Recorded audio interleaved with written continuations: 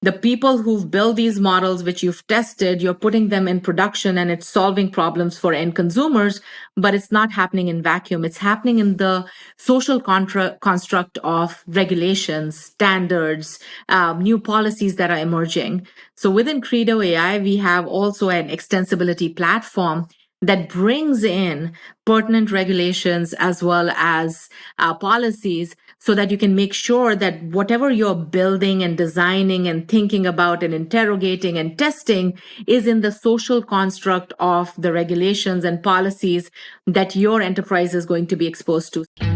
Welcome to 20-Minute Leaders. Just sit back, relax, and learn from the leaders of today. It's a journey. Each one is different, unique, inspiring. Let's get started.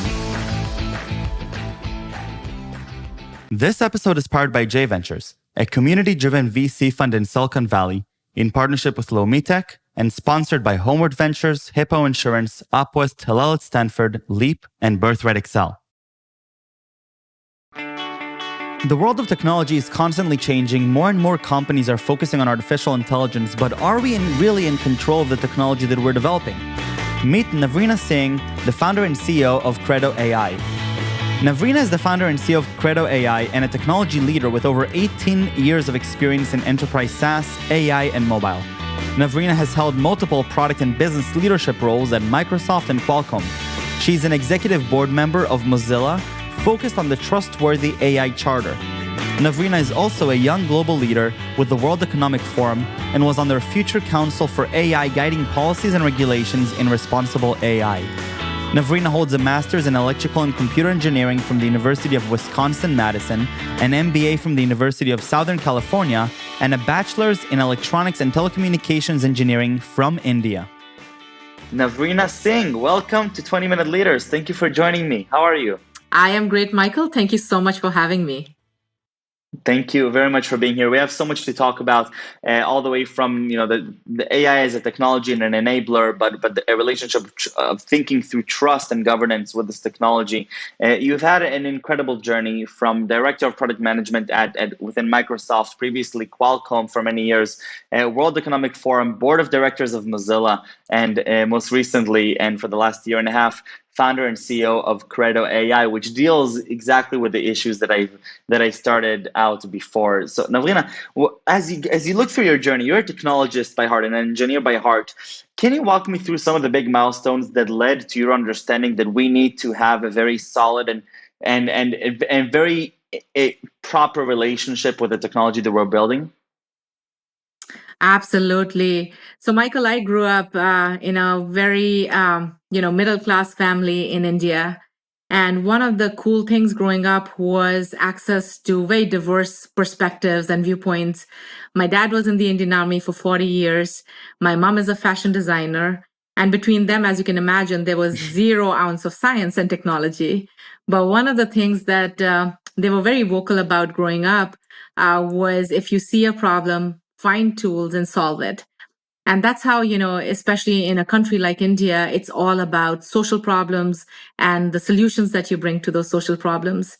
So from very early stage, I was always enthralled with this idea of how technology can be a great tool to solving for some of the social challenges that we are seeing and to really enable our communities to be at their best. And I would say that has sort of shaped my entire career. And one of the quotes from a Stanford professor that it always resonates with me is, what we make makes us. And if we just pause and think about it, what we are building as technologists, what we are making through artificial intelligence, through mobile technologies, through augmented reality, is really making our worlds. It's making our societies. It's making who we grow up to be as humans and the future generations. So it's a huge responsibility as a technologist, as a person who is building these technologies, who is part of the ecosystem, to ensure that we take this accountability very seriously. And I would say over my 20 years career, right. I went from this build phase, building cool things to solve problems, to how can we take more accountability for what we are building and putting out in the world. And that's where my obsession for building trust with technologies and ensuring that the unintended consequences of these frontier technologies are managed well really came to being. Right. And so obviously we're living in a society and at a time, a really interesting time where, things are pushing forward. There's a lot of motivation. There's a lot of money out there for leveraging these technologies in interesting markets that I think you're right, that sometimes we stop to consider, okay, are we actually doing the right thing? But what I'm curious about is what led you to the understanding, after having such an incredible career at some of the most amazing companies in the world, you can literally be working on anything, and you choose to almost, stop for a second and think, okay, how can I actually enable others to take more ownership and responsibility over the technologies that they're building? What led to this understanding? Yeah, so great question. It started about maybe 9 years ago, where similar to you, I was obsessed with startups, and there was a startup that had sort of emerged on the horizon. And the startup is called Soul Machines, and it still exists. And Soul Machines basically had created these amazing avatars, which were very lifelike, where they were using, voice recognition technology to be able to interact with humans. They had used camera as well as Connect to really look at the humans and interact with them. And they came out with the first avatar, which was called Baby X. And Baby X, I think now it's on version 5 or 6, but Baby X was sort of created the same time my daughter was born. And we, jokingly call her Baby Z, and she's still called Baby Z after 7 years. Um, but what I saw was how this avatar, powered by artificial intelligence, so much so that the facial muscles were powered by neural networks that were sort of emulating the human that it was interacting with. And then at home, I was seeing my baby Z literally adopting and learning from the environment and growing and then taking inputs in and forming her own worldview. And that for me was like an awakening moment in Wow. terms of when you see these technologies become so close to human-like intelligence, what can be done and what can't be accomplished. And at Qualcomm at that time, we were building the first robotics development platform that was powering collaborative robots. And as you can imagine, collaborative robots are, showing up in supply chain. And one of the areas we were looking at was a phone supply chain, a phone factory, where humans literally were looking at the LCD screens and doing pick and place and trying to put the LCD screens on the phones. And then after that, they were looking at dead pixels. And as you can imagine, that's burden on eyes. We were looking at workers who were, losing their eyesight, who were working in these very challenging environments. And through our technology at Qualcomm, we were able to bring machine learning on this massively amazing mobile device with high compute and high connectivity, and be able to do that pick and place as well as dead pixel detection within a matter of seconds. So I could see the potential of how this technology could completely shape our work and our societies. But then on the other side, I see baby X and baby Z and trying to understand, oh my God, how far are we from these technologies not being effectively governed and resulting in unintended consequences. And I would say that really was my foray into what can I as a technologist do to bring more responsibility, oversight, and accountability to these technologies. And that's a lot of that work that I brought to Microsoft when I was building conversational AI systems, and happy to talk more about it as well. I would love to hear a little bit more. Yeah, so This is at my fascinating. Yeah, so after Qualcomm, I joined Microsoft, and I was very excited to be part of this amazing team building conversational AI systems.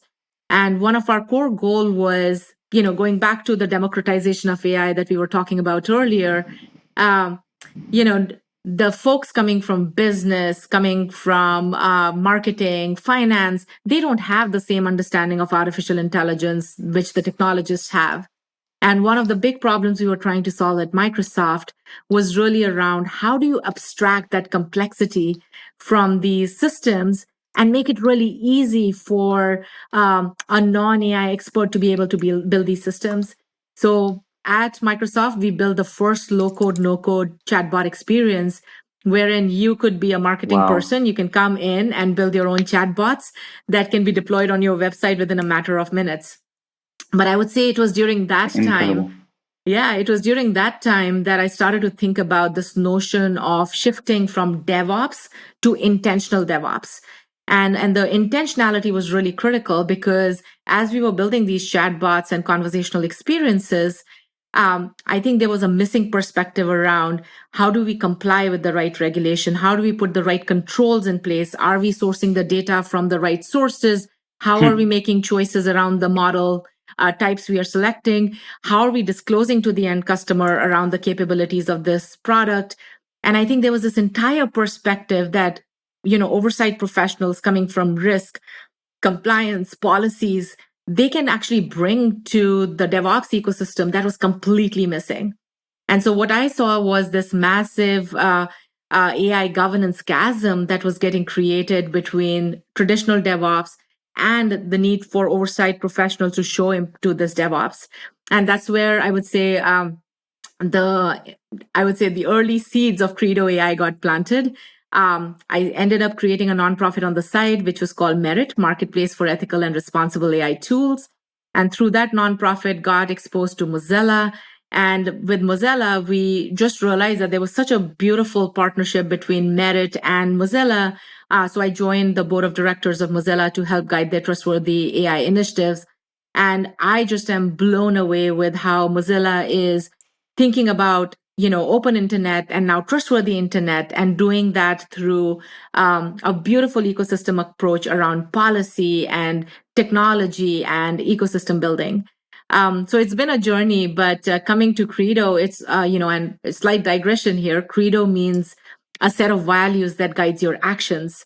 And so, as you can imagine, for us, it was really important. Can we bring the right ethos to technology and AI development so that we are intentionally developing it rather than just developing it for the sake of solving for some pain points?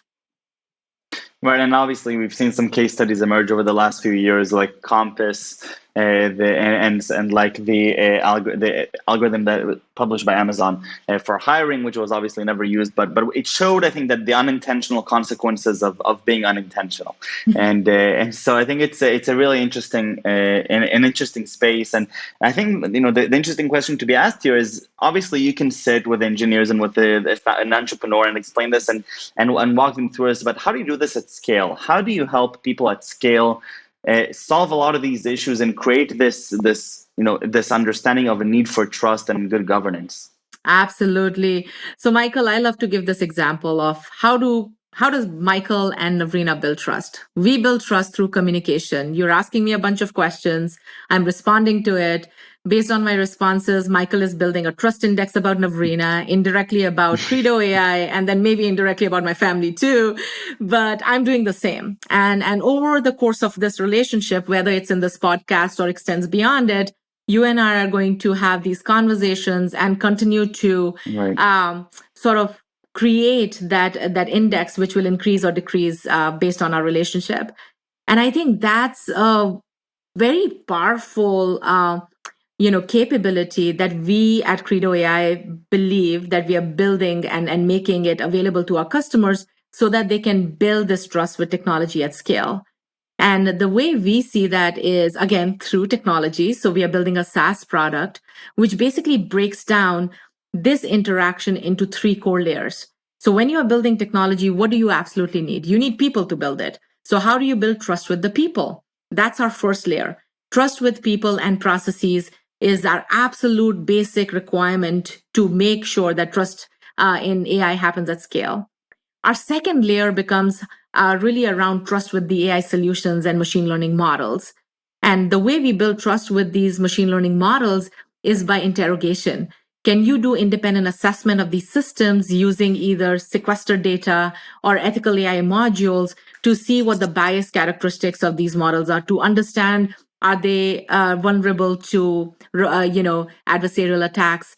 Are they explainable based on the kind of modeling technique you've used? So that becomes really the second layer of trust, is through interrogation of these ML systems, which is a very technical problem that we are solving at Credo AI. And that's where a lot of our IP resides. And then the last layer of trust is the trust with the environment. Because at the end of the day, the people who've built these models, which you've tested, you're putting them in production and it's solving problems for end consumers, but it's not happening in vacuum. It's happening in the social construct of regulations, standards, new policies that are emerging. So within Credo AI, we have also an extensibility platform that brings in pertinent regulations as well as policies so that you can make sure that whatever you're building and designing and thinking about and interrogating and testing is in the social construct of the regulations and policies that your enterprise is going to be exposed to. So as an example, we work a lot with finance and banking customers.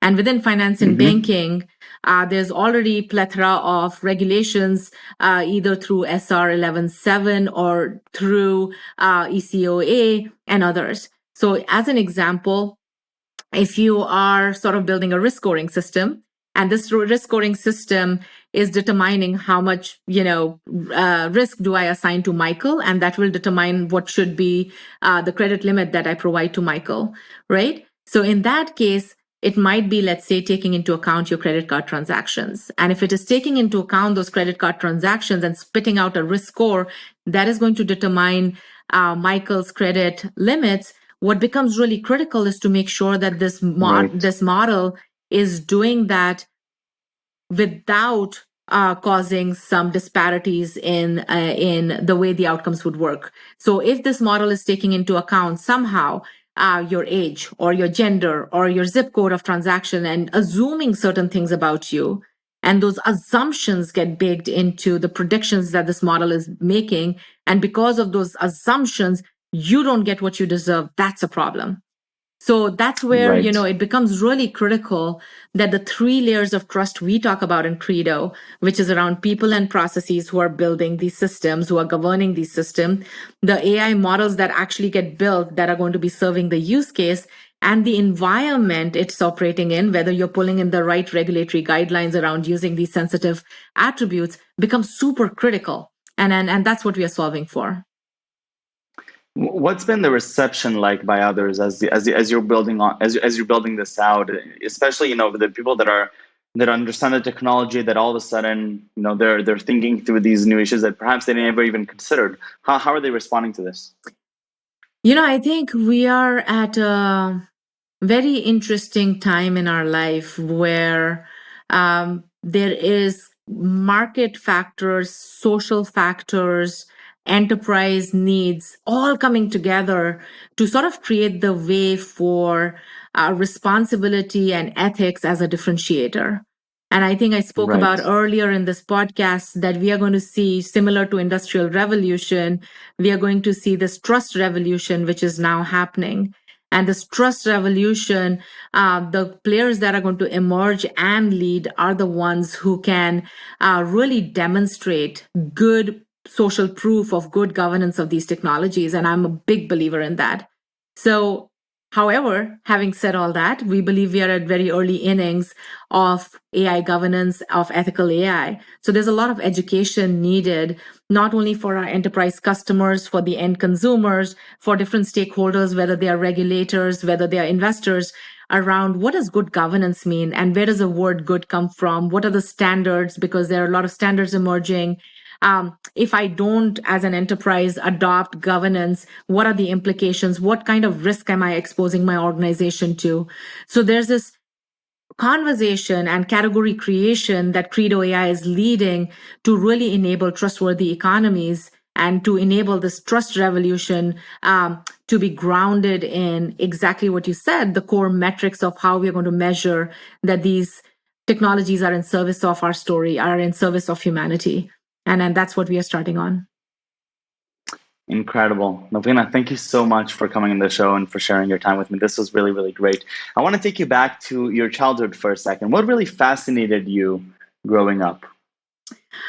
Oh, what a great question. I am a very curious person. So I would say that everything fascinated me, how people think, why people do certain things, how can we solve, core problems. From day one, I've been a very curious person. And plus, I've also been a person where I would take things I've learned in one domain and apply it to a completely different domain.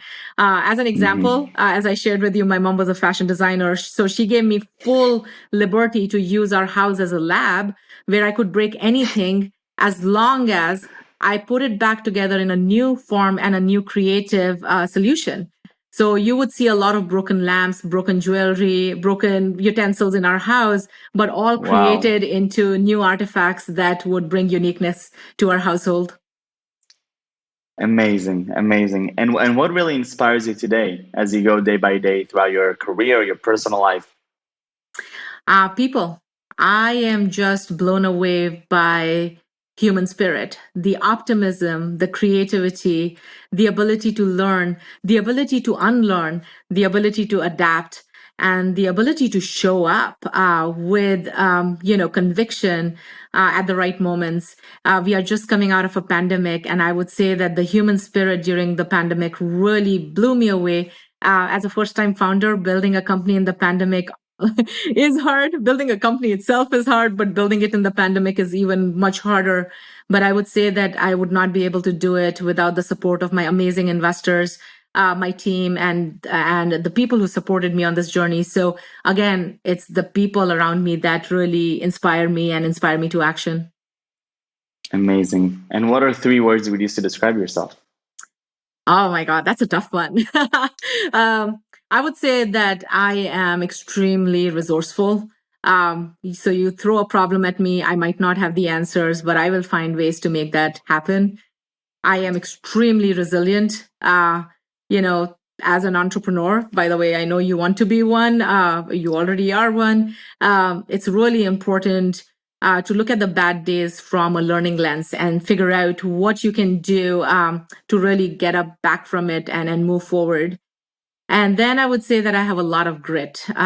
So irrespective of what life throws at me, I'm always finding ways to make it happen and continue on that, trajectory with the hope and the goal and the optimism that I'm going to bring my resourcefulness and my resilience to make things happen. Amazing. Navrina, thank you so much. This was wonderful. Continue making a positive impact and really making the world a better place through the work that you're doing. I think it's wonderful. And stay safe and stay healthy. Thank you so much, Michael, for having me.